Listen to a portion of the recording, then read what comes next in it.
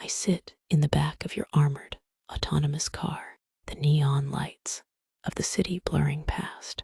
My wedding ring feels like a shackle, and my phone has already been synced to your private server. I look at you, the man who bankrupted my father just to buy me.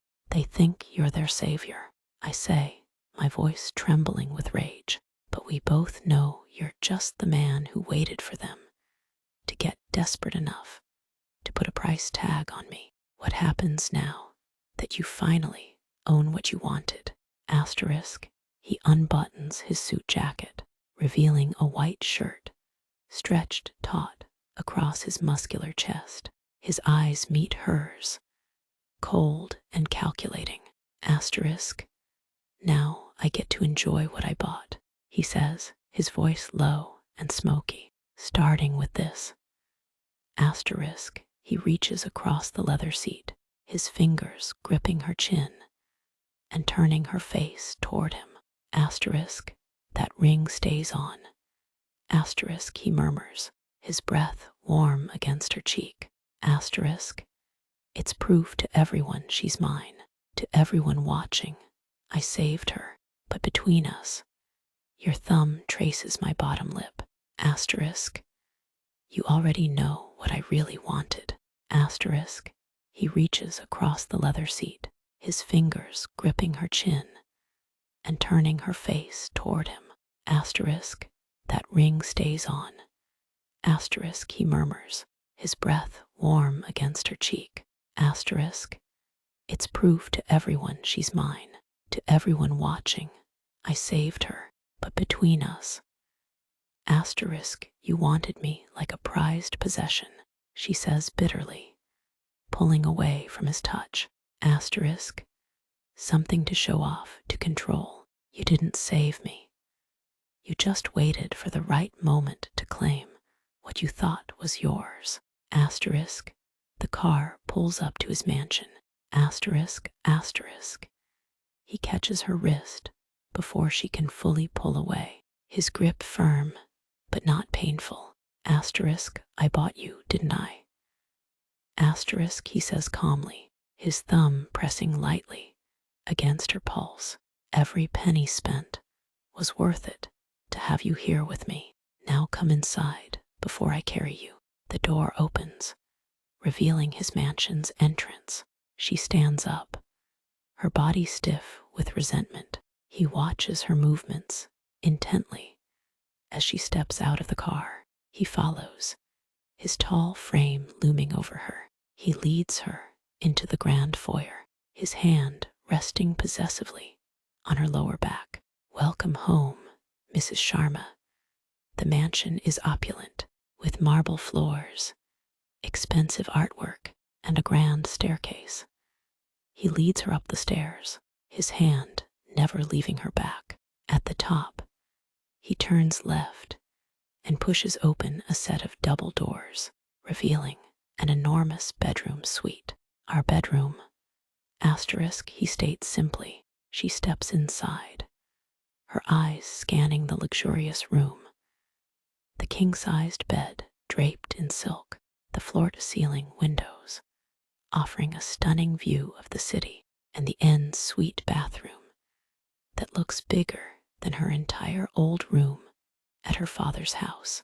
This is where I'm supposed to live now. He closes the doors behind them, the soft click echoing in the silent room.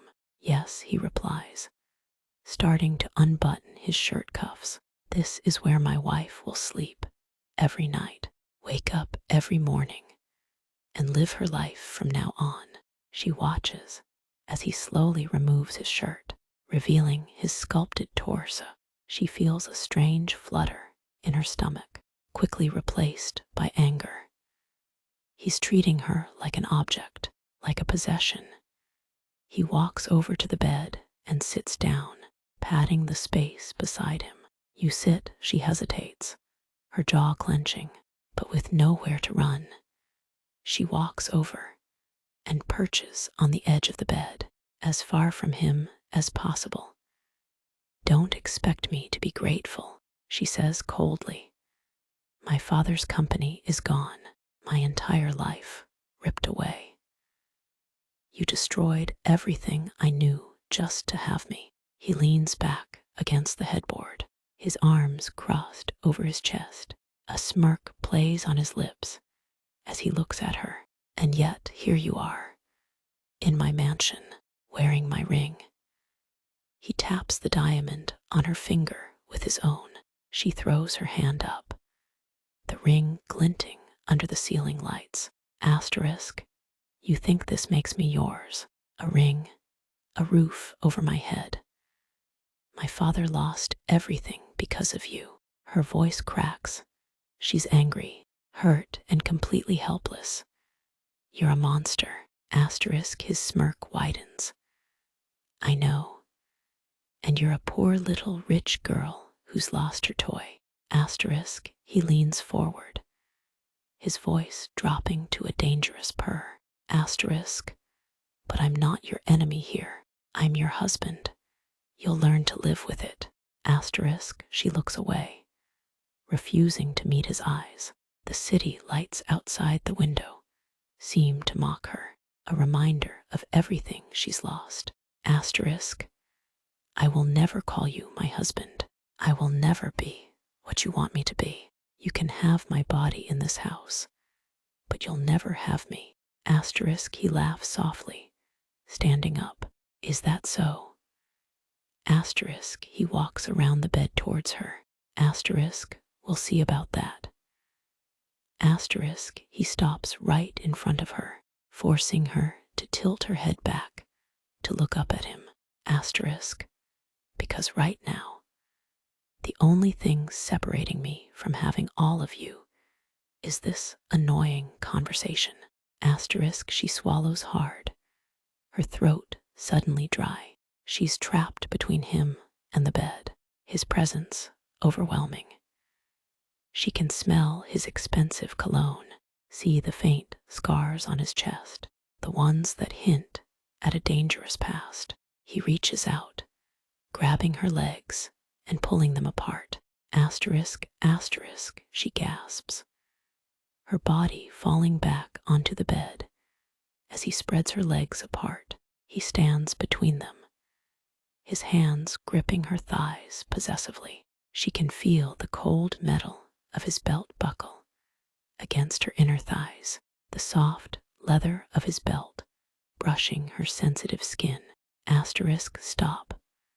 Asterisk, he ignores her protest, leaning down until his face is inches from hers, his breath hot against her lips. Asterisk, the ring stays on. Asterisk, he repeats, his voice a low growl.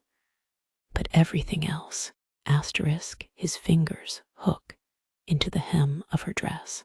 Asterisk, I'm taking what's mine tonight.